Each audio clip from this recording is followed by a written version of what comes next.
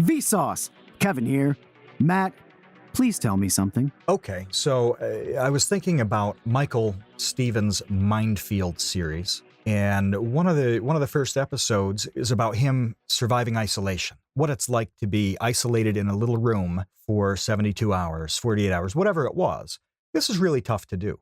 But I saw just recently that a guy named Curtis Bott decided to see how long he could live in a 10 by 10 room that was filled with plants. Now, this is a cube. There's no oxygen flowing in. He's just depending on the oxygen produced by the plants. Okay. How do you think this worked out for him?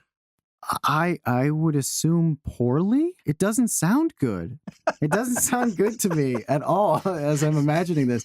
So he's just breathing in plant oxygen, and nothing else. And the goal here is not to die. I think that's everybody's goal, and no matter what they're doing. But he wanted to stay in this cube for how long? As long as he could. And that was part of the experiment, is fill up with these plants. I guess he got 200 in there.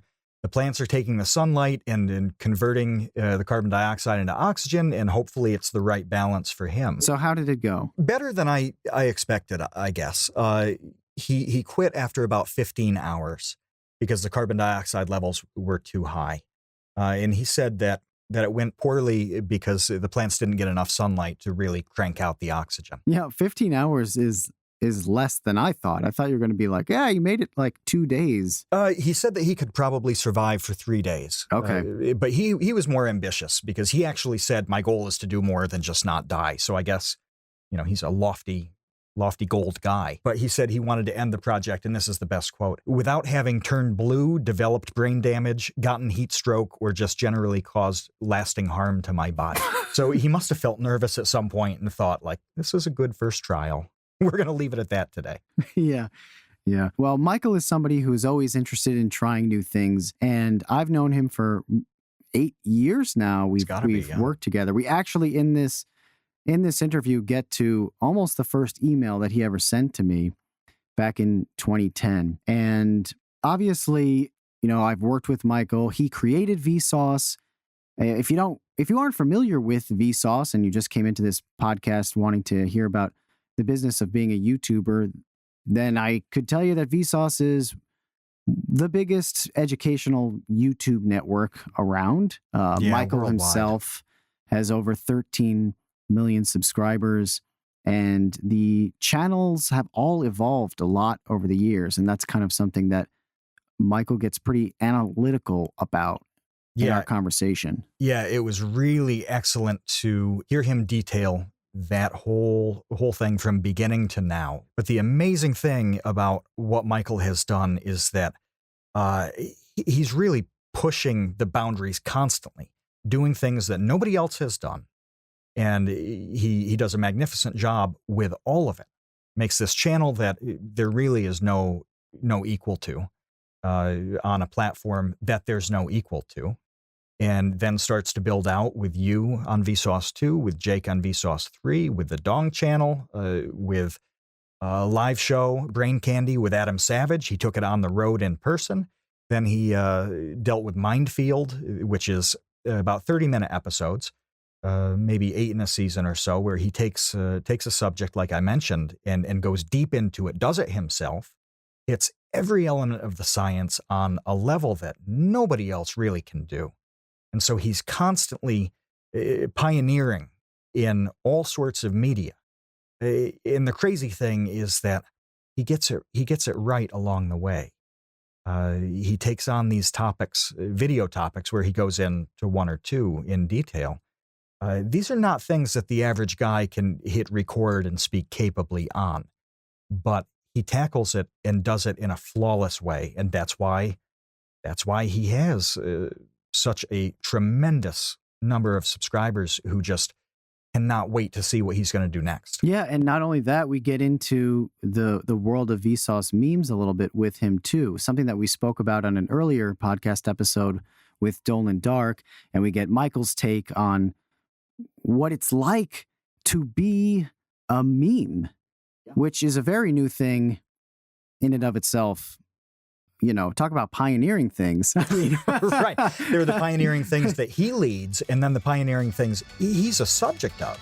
And isn't involved with other than just other people are doing this about him. So you're about to hear that. You're about to enter the mind of Vsauce creator Michael Stevens, because you are about to enter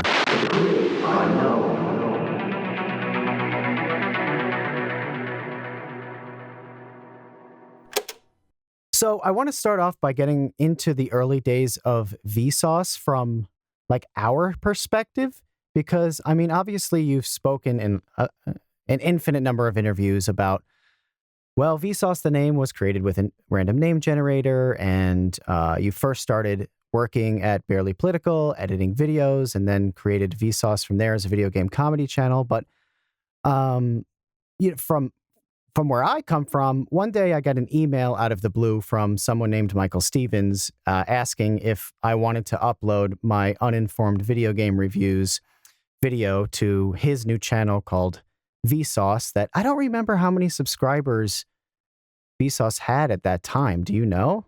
Like 30,000 or something? Yeah, I think it had under 100,000, but back then 30,000 was a lot of subscribers, and we'd been able to get them by partnering with Barely Political and doing like literally the Mario Farts video. Stuff like that had brought in a bunch of viewers from Barely Political. I think I did a collaboration with Mark Douglas where I dressed up like Wonder Woman. So we'd gotten some good subscribers there, and we also had a little bit of cash to buy videos from people.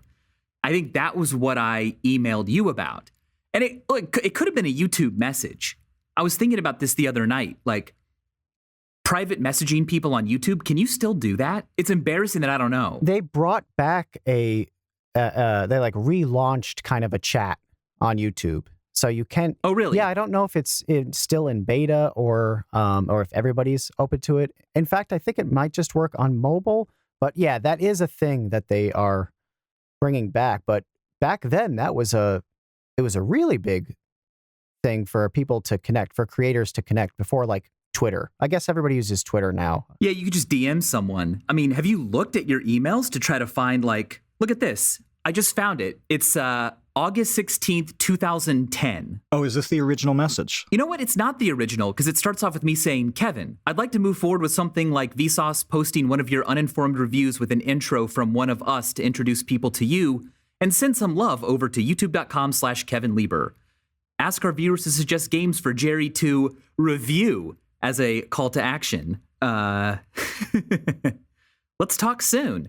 And then you're like, I hate you. Stop spamming me. Sounds about right. No, you replied the next day, Michael, that sounds great. Blah, blah, blah. And the rest is history. It's cool that we have these archives of our lives. I mean, I can with just 3 pushes of a button, like look 8 years back and see exactly how things happened. But clearly we had talked before that email. So maybe it was an instant message or a private message, whatever it's called, on YouTube first.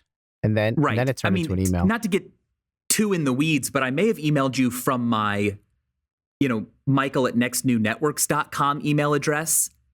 Because that's not the introduction email. That's me being like, okay, cool. So let's go ahead and try this. But I don't know how I found your channel in the first place. Back in 2010, like the summer of 2010, Vsauce began, and it was launched as a video game review and comedy channel. Not because I'm funny or good at video games, but because the company I worked at, Next New Networks, wanted that. They wanted something that could appeal to advertisers looking to advertise to the demo that watches gaming content. So they wanted to call the channel Video Game Nation. And I was like, oh, geez, that is so lame. It sounds like a bunch of adults came up with something like, hey, kids, are we cool? Hey there, fellow Video kids. games, right? This is Video Game Nation. And luckily, I convinced them to accept a meaningless name. And that was really lucky, because it meant that it could change over time and it didn't have to always be called Video Game Nation. But look at the Facebook page. The Vsauce 1 Facebook page is called Vsauce Gaming. still. Yeah. And okay, so to circle back a second, I think that you found Uninformed Video Game Reviews through Binky McFartnuggets. Oh, right. So I was friends with Binky McFartnuggets, who was one of the funniest people that I've ever known. And I don't know what happened to him. Binky, if you're still out there, please, I've tried to contact him for years now, and he doesn't reply.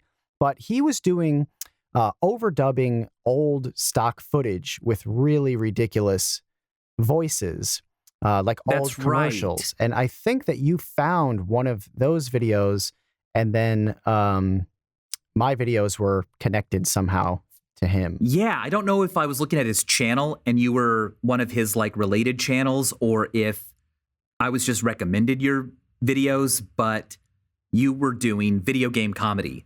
But it was pretty surreal stuff, you know? It wasn't mainstream kind of like, hey, I mean, look, back then you could make a joke about like if video games were real, and you could like walk into a big ham sandwich and your life would increase. And like those jokes were fresh back then. But you were doing jokes that were like, Mario has a pet, you know, bug named Sushi. And I'm like, oh my gosh, this is so weird.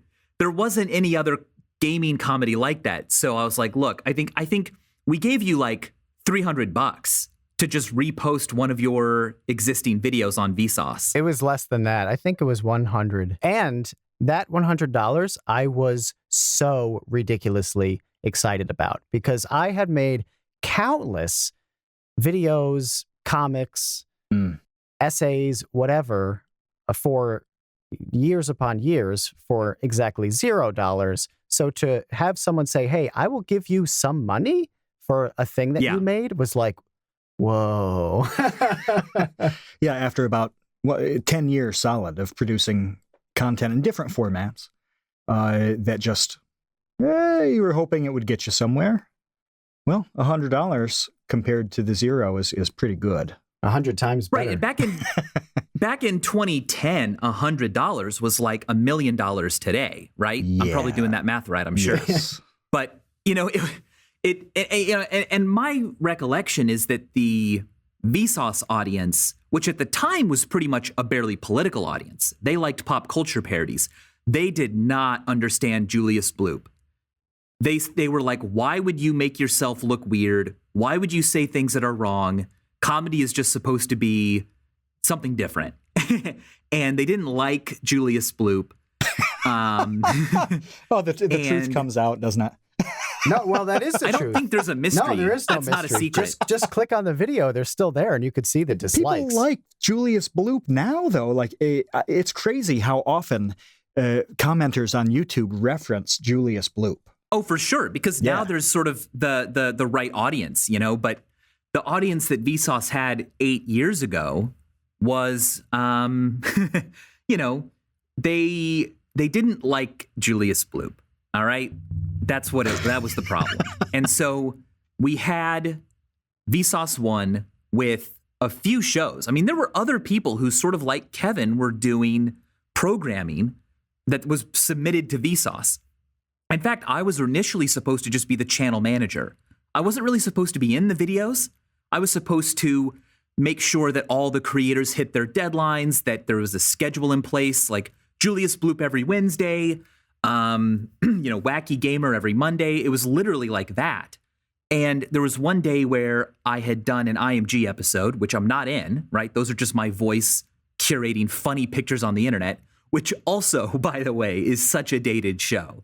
There are so many better ways to look for funny pictures on the internet. But back then, people were like, I don't know. I guess I have to watch a YouTube video to see funny pictures. And anyway, I made like a mistake. Like I said, oh, look at this monkey, but it was actually a cat. So I did like this apology video. It was kind of a funny apology video about like, whoops, it was a monkey or it was a cat. I got it wrong. And being in front of the camera, I think really resonated with people. And Ben Rellis, who is now working at YouTube, but was my boss at the time at Next New, he said, I think you should be in more episodes. So I said, all right, well, I guess I'll make one. And I made stuff about like hot sauce and, you know, dreams and what we know about dreams. And that is how Vsauce became this educational channel. Well, and that's what I found so fascinating. that I don't think a lot of people recognize today is because everybody knows what Vsauce is today.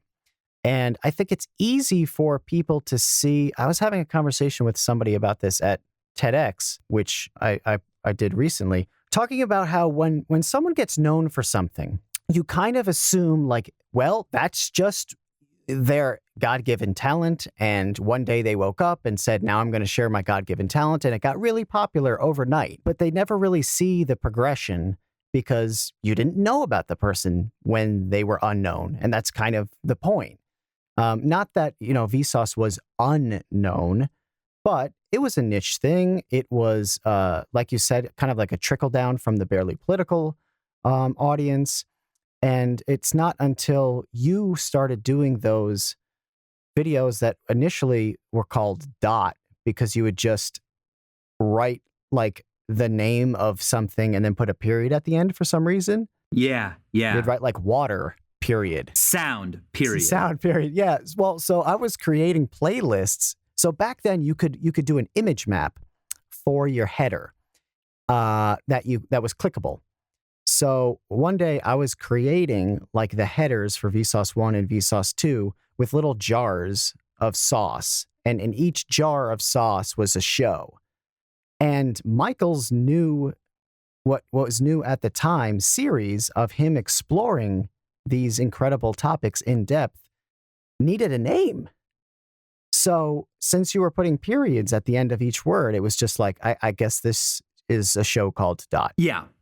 You can even use the Internet Archive to go back and look at the Vsauce YouTube channel and see the history of its header images. And yeah, back in the day, we had like buckets of sauce that were different colors and represented the different shows that were on the channel. And that became really unsustainable because people want some continuity to what they get from a channel. And if you have multiple people doing very different shows, then they're wary of like clicking on a new upload from the channel. That was definitely true back then. So creating Vsauce 2 so that then we would at least have the continuity of hosts on each channel, where I'm on Vsauce 1, Kevin's on Vsauce 2. Then you could kind of do whatever you wanted and people always got what they were expecting when they clicked on a new upload. So that's how that happened. So what's the balance on that? Because you have to keep doing fresh stuff, especially when you're figuring out exactly what's going on, which when you're going comedy, video games, all of this into informational-based things, you're sorting that out. So then you break off on another channel. What's the balance between doing all that fresh new stuff and giving somebody something familiar to latch onto so, like you said, they get what they're expecting to get? Well, I guess it's sort of the ultimate question. You want to change enough every time that people don't move on, but you don't want to be so different that they think you're something new and they stop clicking on your new uploads. So, at the very least, like always having the same person behind the content or, in front of the camera, literally being the host helps, because then we're just following your creative journey. But, you also need to kind of explain when you change things up, because it's all being distributed through this one channel. In the olden days, you would do different kinds of projects like a Broadway play, and then you would do some stand-up comedy, and then you would make an album. And they were all distributed so differently that the expectations were already very clear to the audience. Oh, it's an album with songs on it. I bet it's going to be musical. Oh, it's a stand-up thing. I bet I'm supposed to laugh. But if you're putting everything on one channel, then it's like, well, what is this? You never know. Is it going to be comedy? Is it going to be music? Is it going to be educational? And it's a weird challenge that you have when you've got this big silo where all your content goes. And that was sort of new with YouTube and social media. I think that there's a huge challenge there too, still to this day, when trying to just kind of talk to your audience. I know that that's a challenge for us on Vsauce, where every upload is expected to be this show, kind of this premium content show where you're going to dive in depth into some sort of topic in an entertaining way. And but if you want to just tell people like, hey, I'm going on the road with Adam Savage to do Brain Candy Live, here's where you can get tickets, there's not an easy way to just kind of slot that in on YouTube in a way that you can easily on like a Facebook or an Instagram or a Twitter, because it's not the same. Yeah, exactly. Because I don't really do vlogs where I can promote something really quickly. I feel like the continuity on Vsauce should be that there's always a lot that you learn from each episode. So just an episode that does nothing but, hey, just want to let you know that you can buy our merch on this new store, buy, is just not going to get the same traction, you know? So to promote anything, I've got to create a whole new Vsauce video. And it's just kind of a unique difference, right? Like on YouTube, I've got to make something big. But on Twitter, I can just post a weird Unicode character and everyone goes, haha, love it, you know? And they don't go, I expected a novel from you every time you make something. So on Twitter, I can do something really quick. On YouTube, I feel like it has to be a bit bigger. Now, if I did smaller stuff, for instance, what I've been doing on the Dong channel, those aren't necessarily even smaller. Many of them are longer than many classic Vsauce episodes. However, I don't think they are as complete, and they're all off script. I mean, I'm just talking, right? And so I was just nervous that like the YouTube algorithm would learn like, oh, wait, the show is different. People are responding differently. Let's kind of like lay off promoting it in related and in subscription boxes. Plus, I wanted to build the Dong channel, and I think doing quick shows about like Michael's toys wouldn't have fit on Vsauce as well. And I don't want people to look at a new Vsauce upload and think, well, I don't know, is this going to be a 20-minute long episode about relativity? Or is it going to be like Michael playing with a ball that floats and sinks? So in a way, the videos that you're doing on Dong sort of become your vlog in a way, right? Where you're able to just say, here's what I've been thinking about lately, or here's this new really neat toy, this Galveston board or whatever it may be, these rulers that I just kind of wanted to share with you guys. And I thought you might be interested in it. Okay, bye. Yeah, in a way, it is very much a vlog. Yeah, it's me going, all right, start rolling. I know what topic I want to discuss. It's Morse code, and I've got a few things to say about it. I don't know what order I will say them in. And there might be a lot of ums, and there might even be some repetition, but it's the Dong channel. So Dong has also become a really great experimental laboratory where I can be like, you know what? I'm going to just do 3 hours of saying prime numbers. I'm going to do a new show, and I might never do this show again. But you know what? That keeps Dong spicy. Yeah, which is important to have a spicy Dong, I think. Yeah. Everybody wants that. Yeah. How many did we just lose a sponsor? I think so. No, maybe we just gained a sponsor in like Slim Jims or something. I don't know. Exactly. Yeah. Yeah, the Dong channel name is really funny, but I like just being committed to things and pretending like, wait, Dong has another meaning? I thought it was just an acronym for Do Online Now, guys. But of course, the content that we put there is no longer exclusively things you can do online now, guys. It's just, but you know, the word Dong doesn't have to be an acronym. It can just morph into something new. It would be worse if we called the channel Awesome Website Countdown. Then we would be stuck, and I couldn't do an episode about a mathematical proof there. So then Dong becomes its own character, and so, yeah, that's been really fun to watch. Well, that would have happened with Video Game Nation, right? You would have been locked in. Yeah, exactly. Yeah, you would have had no flexibility at all, really. Instead, you went with something that could kind of roll and evolve as you did, as the audience did, as the platform did. Yeah, and by having this sort of double entendre name, it's a little bit like we're the Outlaws. You know, when all the goody two-shoes executives at the, social media companies are talking about like things they're proud of, they have to say the word Dong, right? And it means that we're kind of like the class clowns in the back that gets good grades, but yet is a little bit subversive. So that's what I like about having the name Dong. It feels a little bit like, ooh, but there's a little bit of edge there, but is there? Maybe there isn't. Maybe they just literally don't know.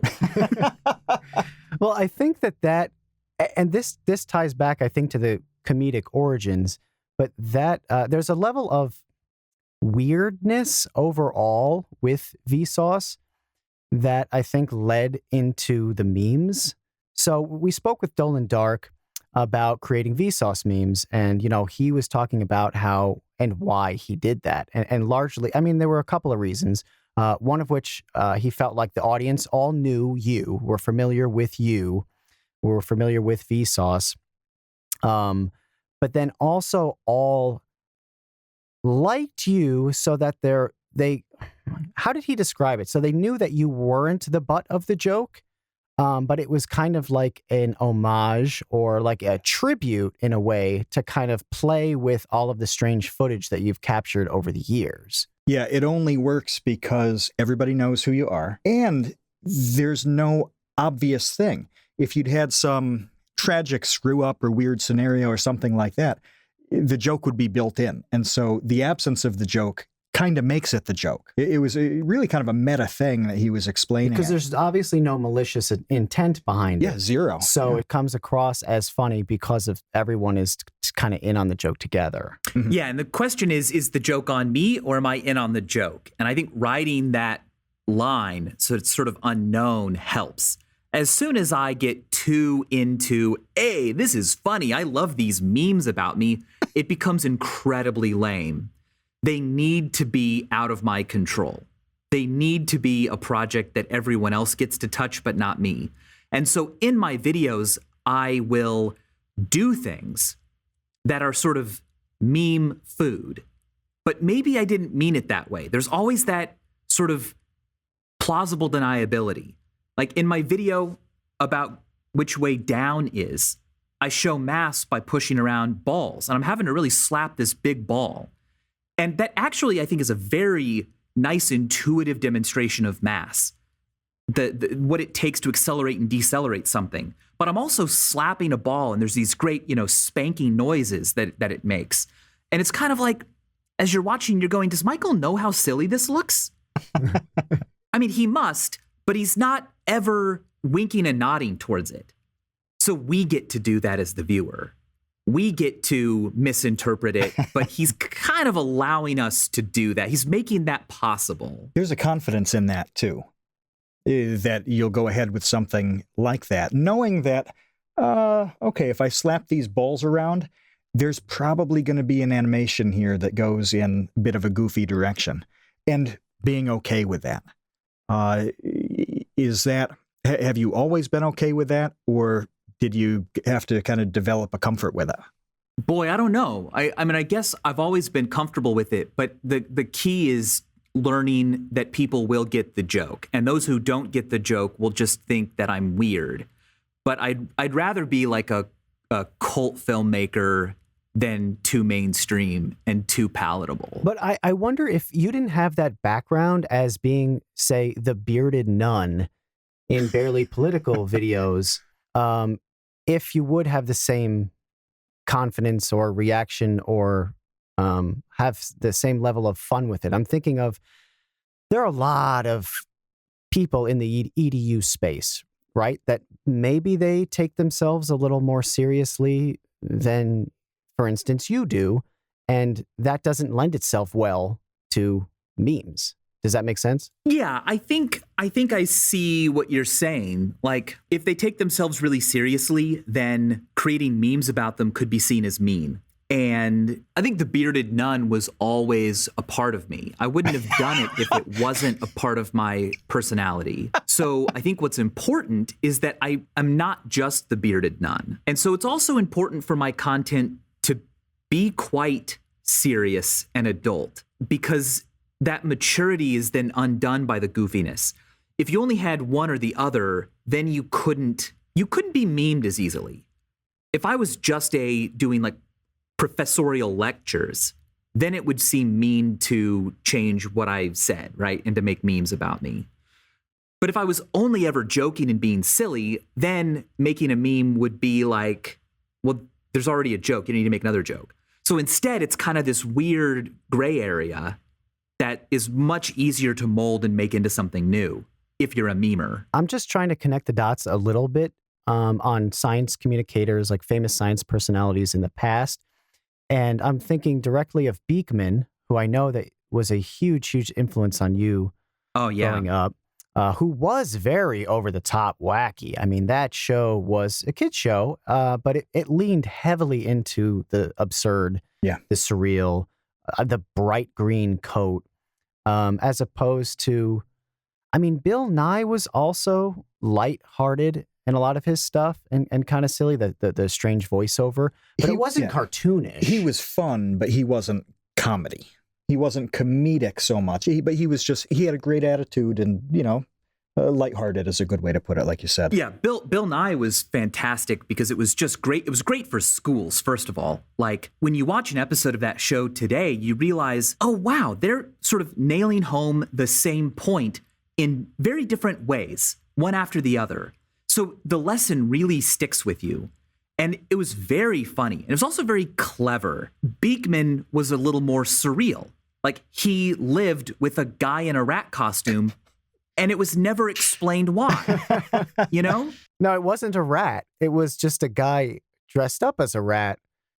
That's the thing. Yeah. It wasn't like, oh, there's a rat here, or, oh, that's a big rat. It was like, that's Lester. And he's a rat, but like, not really. It was just never explained. They never explained why there were penguins watching the show. You know what I mean? Like, it just was very whimsical, and it allowed you to kind of make up your own relationship to the show. But it didn't stick to one topic, right? I mean, Beekman would pull out an envelope containing a question submitted by a viewer. And so he might talk about the history of roller skates and then move on to how a battery works.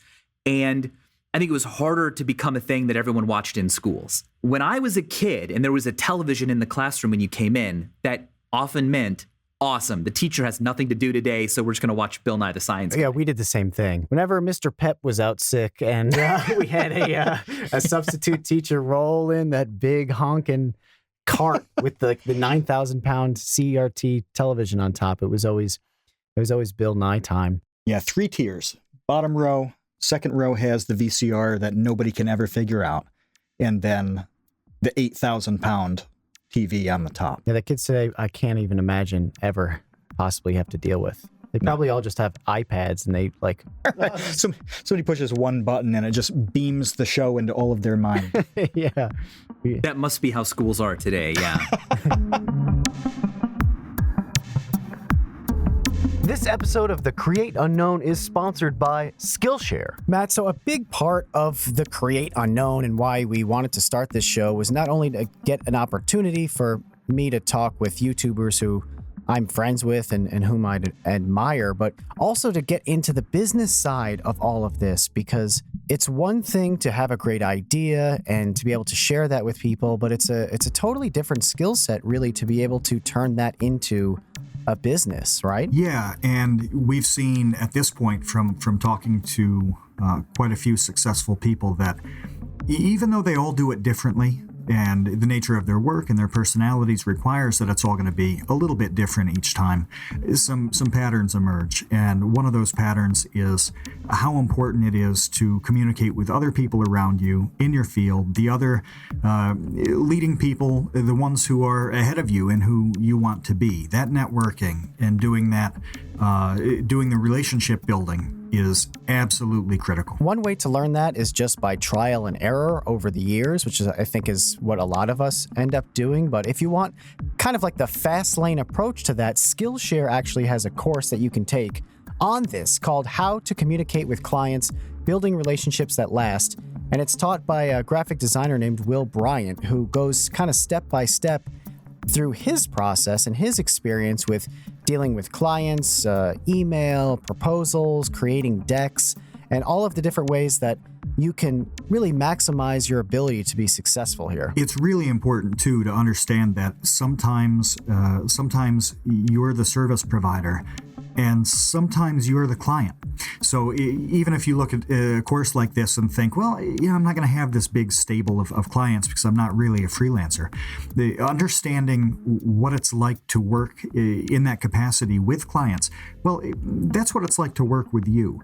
And so taking a course like this one is just exceptionally valuable when it comes to building out your network, your reputation, being easy to deal with, And like you said, fast tracking.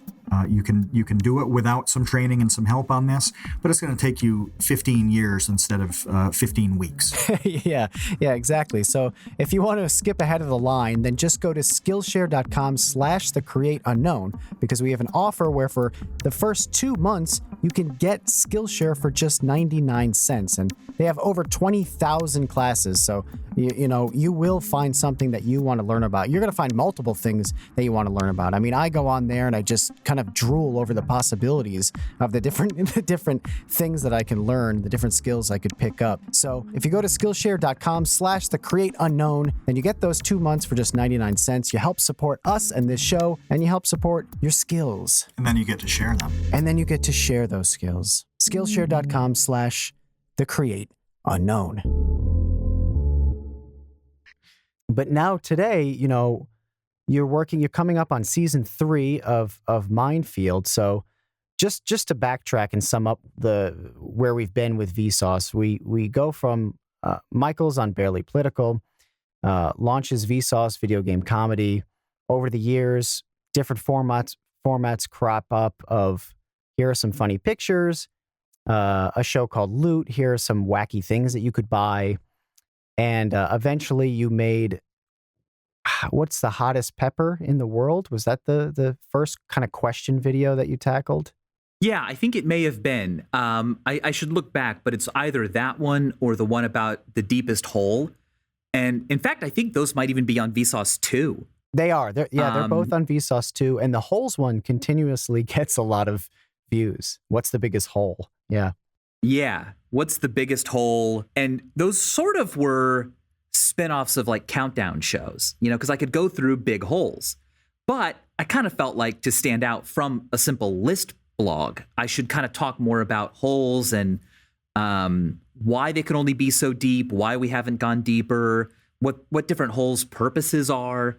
And that's how it kind of became educational. Right, because it's not just here are cool things. It's, okay, here are cool things, and here are some questions that I had about them that I did some research and can now answer for you. And I think that was very different at the time. Yeah, the hottest pepper one wasn't just like a countdown of the 10 hottest peppers with one being, the current world record holder. It was, well, why are peppers hot in the first place? What chemical in them causes the reaction that it does? As it turns out, it really only affects mammals. Birds are not affected, and there's an evolutionary reason why. But there are also chemicals that are quite similar to what make peppers spicy, which is capsaicin. There are also sort of toxin chemicals that we have made that are even more powerful. And I believe some of them are even used to treat spinal injuries in animals. I mean, they're extremely powerful, acting on nerves and sensations.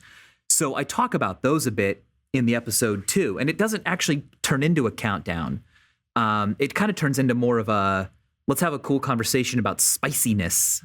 Yeah, so you did that for a while, and then they were like 5-minute-ish videos about a question. Then they kind of became like 10-minute-ish videos about a different question, a weirder question. What is, where is this video? That sort of thing.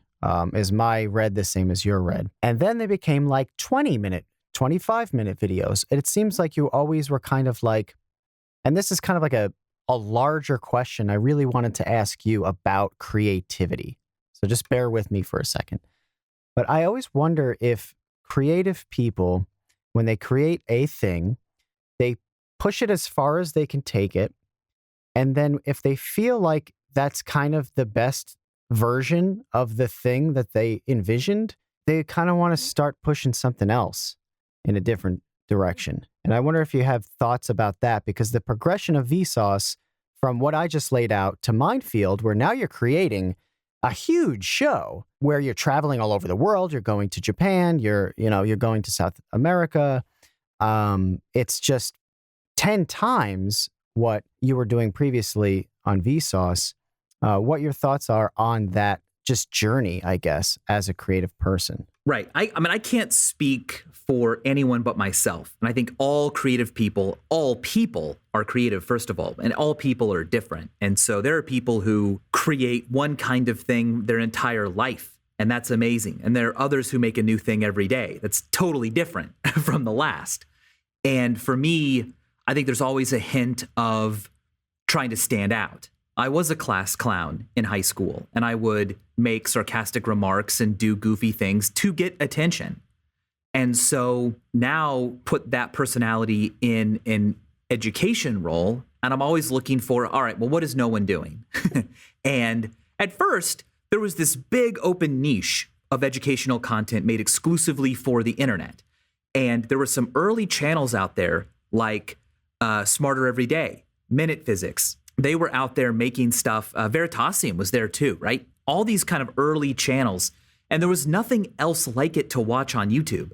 And we all kind of became friends by mutually promoting each other. Then, more and more educational content starts happening. And back when I was doing question videos that were kind of silly questions, like, why do we kiss? Why do humans wear clothing? What does human taste like? Those were really fun. But then all of a sudden, every other video on YouTube was some silly question, right? What if you did this? How many times can you do this? And to stand out, I had to change. But I wouldn't even call it a strategy. I would call it sort of just me changing myself. I've grown up a lot in the last 8, 9, 10 years. And I started to say, you know what? I really want to try something a little more challenging. If I'm not challenged by what I'm currently working on, I shouldn't be working on it. That's how I feel. I don't think you have to feel that way. But each new thing I tackle, especially on Vsauce 1, is harder for me and harder and harder. And so when I did the Bonaktarski video, I was like, you know what? I'm going to see if I can really break down how this paradox works, what the problem in this paradox really is. Not just as a statement on Wikipedia, but I really want to read all the papers on it. And it took me months. And I even got together with Hannah Fry, a mathematician out in the UK. And I just literally we went to lunch and I presented the video live to her. And to see if it made sense. Can you follow this? What am I missing? What needs to be explained better? And she helped a lot. And that was sort of the beginning of me saying, all right, now I want to take on things that no one else is taking on because it's just it's just a big challenge. And so I'm extremely lucky that I can take time to make things. Not everyone is in that position. There's a real push, I think a lot of people feel, to always be making things, even if it means that you kind of have to put a little less love into each thing.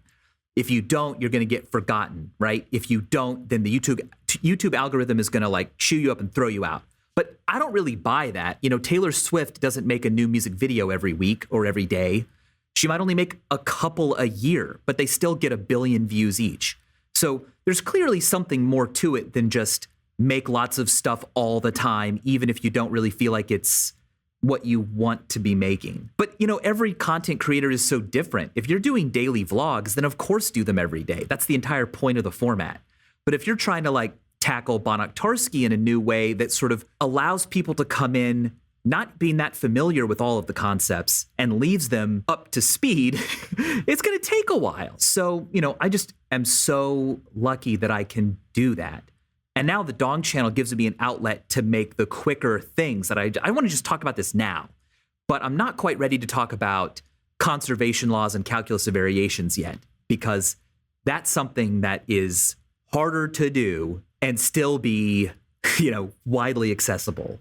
So how does that play into the stuff that you're tackling on Mindfield? And I'd love to get your insight into how Mindfield 3 now is different than 1 and 2, where you're taking the show. Well, Mindfield is a show that I had been pitching for years. I pitched it to a lot of networks years ago under a terrible name. The name wasn't so bad back then, but I think now because of how, new formats are popping up on YouTube all the time, the new thing everyone's doing. And prank videos became really big, a couple of years after I had been pitching Mindfield under the title Prankology. All right. So I wanted to do a show where we did things that felt a bit like pranks, but we really looked into the science of designing them We talked about what are the variables, what's independent, what's dependent, how can we draw conclusions, how can we statistically analyze the results of these things. And many experiments in psychology, especially social psychology, feel a bit like a prank because your human subjects need to be naive to what you're really studying. And when I was a psychology student, candid camera was often used to show the existence of various phenomena like change blindness. And they were very funny to watch. And the instructor would show the clip, and then we'd all laugh, and then the instructor would talk about the theory behind it. Can you explain change blindness just for people who aren't familiar with it? Oh, of course. So change blindness is our, more frequent than you would expect, inability to detect changes. Richard Wiseman has a fantastic video on YouTube about this. And I almost feel like I shouldn't spoil it. You should just look up change blindness Richard Wiseman and watch that video, okay?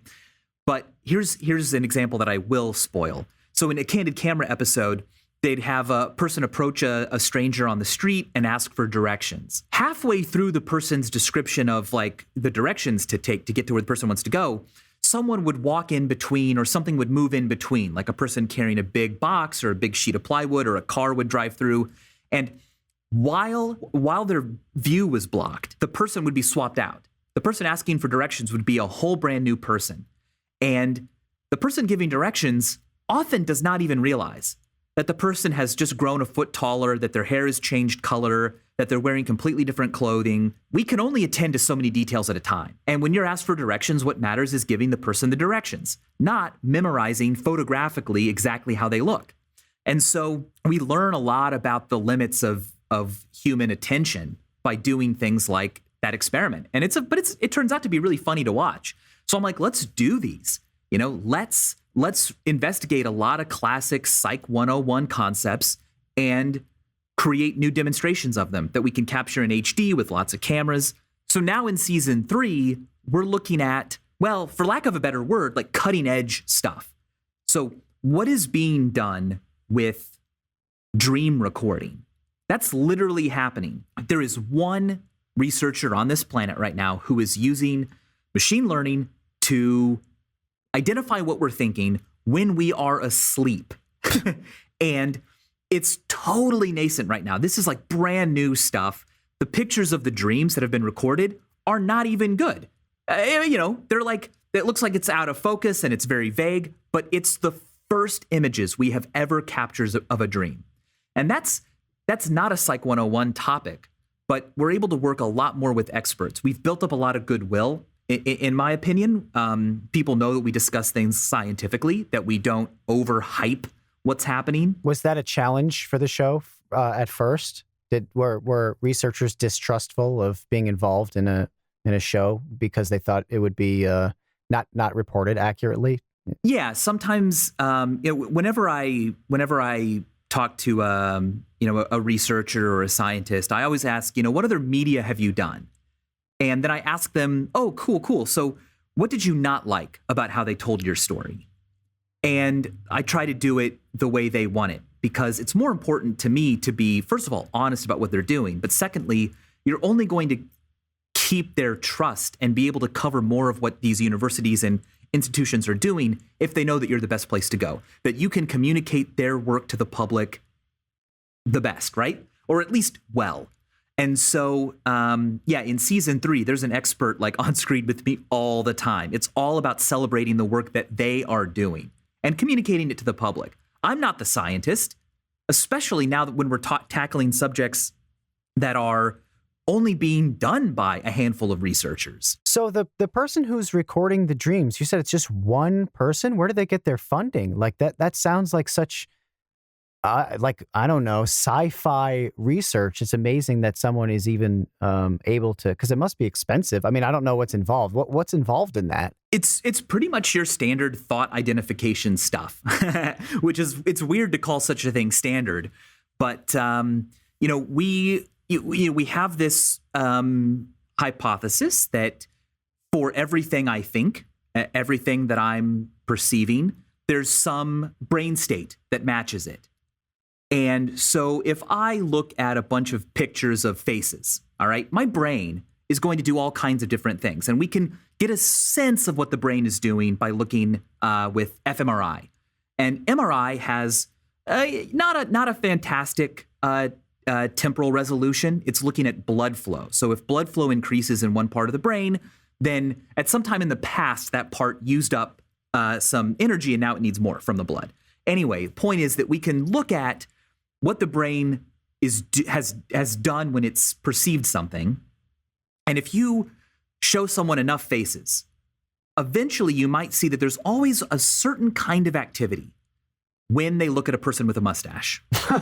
So that particular activity may be their processing of mustaches, or at least it's related. It occurs at the same time that the mustache person is shown to them, okay? And so you show people thousands of faces. Now all of a sudden you can generate a map of, all right, if their brain looks like this, they're probably looking at something like this. Now you're mind reading. And it's still extremely crude because not all of our brains are the same. And when I look at a person with a mustache, it's not like I check off a box called mustache. I might be responding also to the size of the mustache. It might remind me of other people that I know. It has a certain color, a certain texture, all these different things. So it's very complicated. And it requires a lot of computer science to figure this out. And what Dr. Kamitani at Kyoto University is doing now is saying, well, why don't we run this while the person is asleep? And we can use an EEG net to determine when we think they're dreaming. And we can look at what we think might be in that dream, wake them up and ask them, and see if our prediction matches their report. And he's able to do that pretty well. What's amazing is that I went and saw this happen.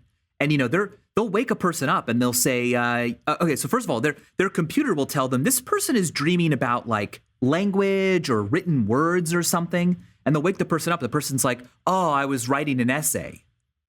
Whoa. And I'm like, what the heck? Whoa. And he's like, it's not very good still. And I'm like, no. My usual ability to guess someone's dream is 0. Right. Yeah. And it's amazing how humble so many scientists are. And I think that's incredibly important. In fact, science is all about questioning at all times what you're doing. But the results are fascinating. Now, the next step, is one, to improve that prediction ability. The second one is to actually record visual representations of what the person was dreaming. And that is a little bit harder, but that's where they're focusing right now. Thought identification is being used in all kinds of other contexts all around the world. If you want to understand memory, for instance, you can look at the difference in brain activity when someone sees a picture versus when they just recall the picture in their memory, when they imagine seeing it again, right? And you can really learn a lot about different cognitive things by detecting people's thoughts, not relying on them telling you what they're thinking, just looking at what their brain is doing. Yeah, it's interesting you mentioned how humble the scientist is. One thing that I've experienced just over the years, reaching out to different scientists, experts, researchers, asking them about, hey, I'm doing a video about, Dunbar's number, or what do you think about my script, that sort of thing, is just exactly as you pointed out, how difficult it is to get them to say anything with any degree of certainty. It's nearly impossible. Almost everything is like, well, yeah, this is like a good guideline, or, as a general heuristic, you could go with something like that, but I wouldn't. Like, for instance, I did a video about pets and humans and our relationship with pets. And I was talking about oxytocin, which if you just generally read about oxytocin, it's considered the love molecule, and there's all this kind of really overstepping the boundaries of what this thing should be referred to as. And I found that out when I spoke with a scientist who studies oxytocin and was like, yeah, please do not say that. Please do not, call it the love molecule. It is not that. That is just a gross oversimplification that is used in pop culture in, online magazines or whatever to get clicks. But, amongst actually people studying this stuff, that couldn't be like more kind of almost offensive. And I can see why when you're going into with a production crew to talk about making a show about some of this stuff, the hesitancy that you may receive from some of these researchers. Yeah, exactly. I think one of the central challenges of science communication is not simplifying things to the point at which you pretend that the mystery is solved, right? Science doesn't prove anything. All it does is reduce uncertainty. And so oxytocin, the love molecule, wow, that sounds like a thing I want to click on. I'd love to read that article of Pop Sci. But oxytocin does so many things. Dopamine is always treated like this reward neurotransmitter, but it's a little more subtle than that. And it's also a lot more broad than that. And so to me, I think the key is focusing on how exciting those unknowns are. Because this isn't mathematics. We're not like, hey, look at this. We're axiomatically assuming these things and now we're proving this. It's more like, well, we think that it's a mess, okay? The chemical oxytocin, the chemical dopamine have been around for millions of years, probably longer. And many different animals have them, but they're used in different ways. And we sort of like adapt, but still have that chemical in our brains. And so the role that it plays will vary from individual. The sensitivity they have to it varies. It changes day to day. Like that all is more exciting than just saying it's the love molecule. Now, I did an episode where I probably called it that, to be honest. I also have, and I'm always trying to evolve and be better at this responsibility of communicating science. It is true that like when people hug and embrace, their oxytocin levels go up, but that's not the only role it plays. And so, yeah, when you're working with scientists and you're also trying to please a network that wants things to be extremely clear cut with periods at the end, you have to walk that balance and trust that the audience will be much more provoked by open-ended mystery and the fact that we have the tools to solve parts of it or get closer to an answer. That's exciting. Having it be settled is a little bit like, I don't know, dull. And so I always make sure that I emphasize that myself. I don't want viewers to think, aha, now I can act like a know-it-all because I've learned something. You should always leave a Vsauce video thinking, my gosh, what lies beyond my knowledge is greater than I ever thought before. This episode is brought to you by Audible. So when I make videos on Vsauce 2, I have to read a lot, but sometimes my eyeballs get tired. But you know what's still awake? My earballs. So I have to listen to audiobooks, and now you can too by going to audible.com/thecreateunknown. And when you sign up for a free 30-day trial, you get a free audiobook. It's free. It's like it's sitting on the side of the road with a big sign that says free scrawled in Sharpie on an old napkin, and instead of a dirty old mattress, it's a wonderful book like The Disappearing Spoon by Sam Keane. That's a book that opens up the history and science of chemistry, and it's conversational, so you learn all kinds of stuff like how the periodic table has this section called the Poisoner's Corridor, where the elements are all just incredibly deadly. Poisoner's Corridor. So check out The Disappearing Spoon with a free 30-day trial by going to audible.com/thecreateunknown. And it helps support this show, and it helps support your mind. It's a free book. You cancel anytime, and you keep the book forever. It's audibletrial.com/thecreateunknown. Oversimplifying, like on oxytocin, with calling it the love molecule, whatever it was. Is that kind of thing a necessary step for some people to get them interested, to get them on the path to caring more about something? And does it matter down the line? They get a few steps down this path and they realize that it's more than that. It's more nuanced, or there's more to it, or that's not quite right. Then is that okay? Yeah, I think it's definitely okay. And so the way I would treat it is that I would set it up like a settled thing. I would show headlines describing oxytocin. It's the love molecule. If you want to be in love, just pump your brain full of this, right?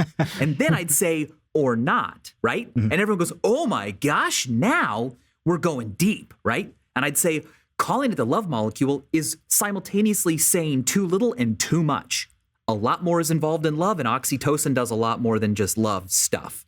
How do you even define love? So you can present it there, and you can especially use it in an intro or in a title, and people get in. They're really excited. And then you pull the swerve ball of like, whoa, but let's really dive in. And that's, everyone wants that. Often learning is treated like, well, who wants to do that? If there's not a test coming up, I don't need to learn anything. But that's kind of specific to like school learning. We all are always wanting to learn. It might not be about math or science or social studies. It might be about our favorite bands. It might be about a sports team. It might be about how to, fix an air conditioner because we want to do it ourselves. We always want to learn things. It's how we literally identify who we are. It's by what we know and what we can talk about and the things that we want to identify with. So attaching that to something that's more classical textbook knowledge, like science and math, has always been one of my goals. How do you go about the process of defining what is important to know and what is interesting to know for an audience? Because I imagine that you write and then, look at it and say, well, I'm going to get rid of this part, or, this tangent is just too long and I'll save that for another video. What is that process like for you? I just go by the barometer of, am I interested in it? Like, did I think this was cool enough that I learned it? Well, then it'll be in the video. Now, things will maybe get cut because they take too long. And I say, maybe there's a way to turn this into like a tweet or something else to kind of keep promoting the video. But I kind of just trust my instinct. If I was curious enough to read more about something, then the viewers of my videos probably are going to be curious about it too. And that way, my intrinsic passion for the topic and my own curiosity should come through. I won't talk about a thing I'm not interested in because I just think it's not going to be contagiously curious to everyone watching. So yeah, I basically will say, well, I thought this was kind of cool, so I'm just going to cover it anyway. No one's forced to watch my videos, so, I can't get in trouble. They kind of have to, though, if they want to keep up to date with the memes, I think. They need to be able to reference them and know what clips they're from. I thought this interview was canceled.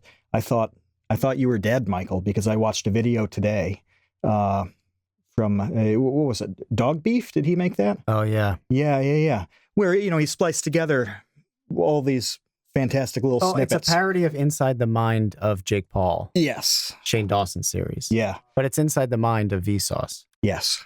Yeah. So what's inside my mind? Dark things. Very, very dark things. Yeah. Yeah. And you'll have to watch it. It ends poorly for you. So yeah. I was shocked that you showed up. I was like, oh, I guess that was a parody. It's not actually something that happened today. Or was it?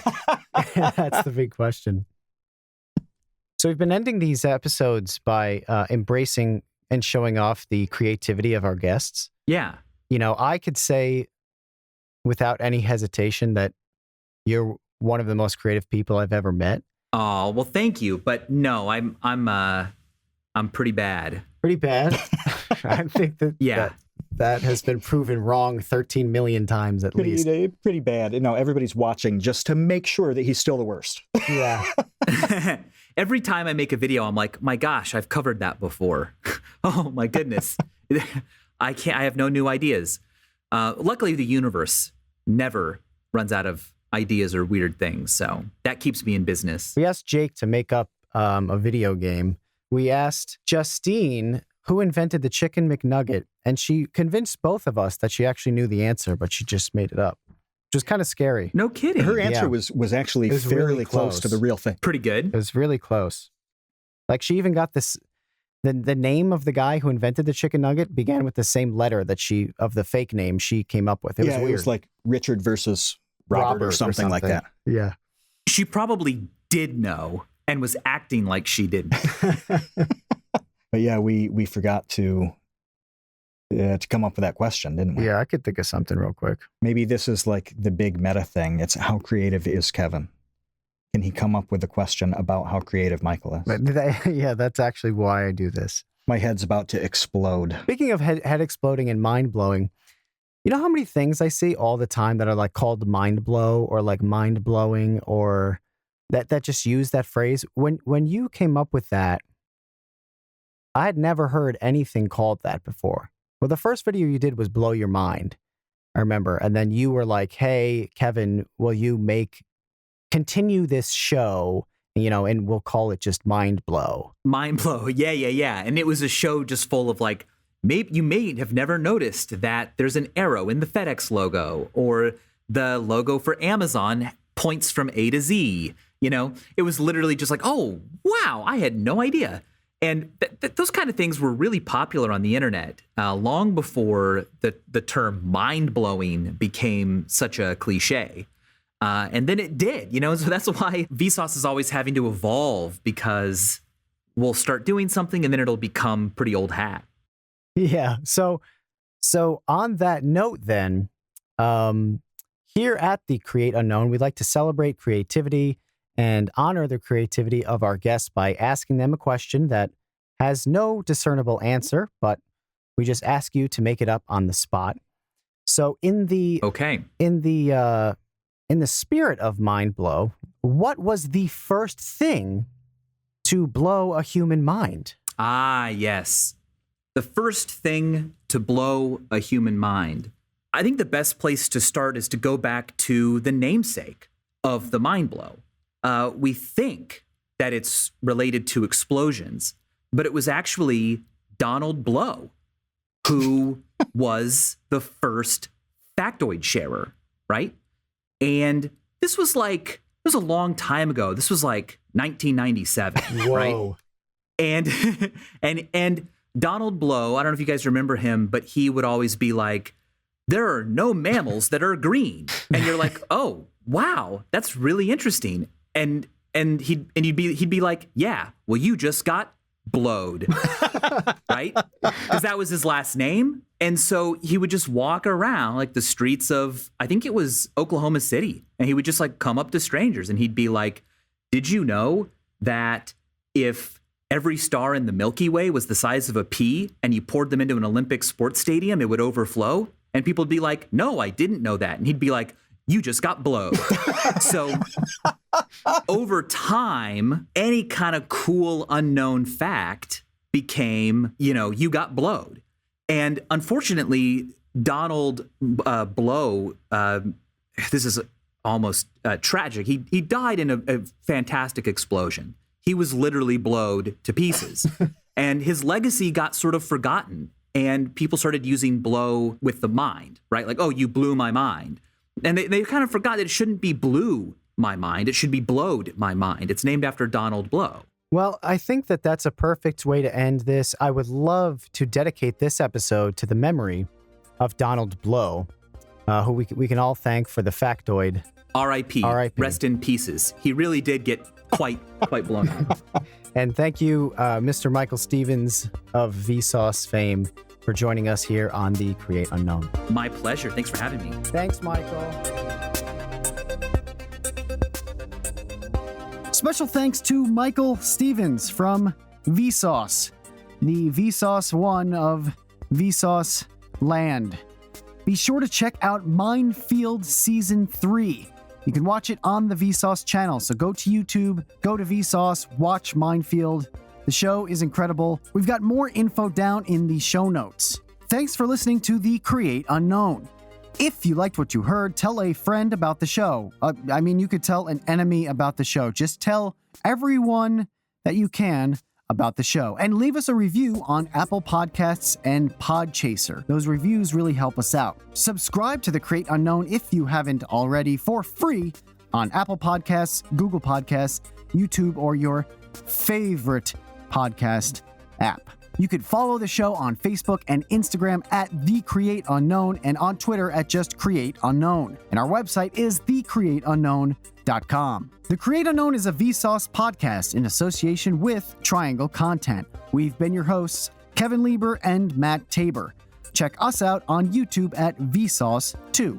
Executive producer is Dave Kiney, and this episode was edited by Adam Ganong. Our theme is by Mega Drive, and you should really check out Mega Drive's album Seas of Infinity. It's that dark, mysterious synthy vibe that really launches lightning bolts and laser beams inside your brain.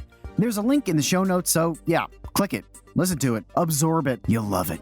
Host and guest portraits by the amazing Tim Webster. That kind of sounds like a like a magician when you say, "The amazing Tim Webster." His portfolio and website are in the show notes as well. Special thanks to Dorothy Kiney and Paula Lieber. We'll be back in 2 weeks with a brand new episode. So until then, you are about to exit. I know. And as always, thanks for listening.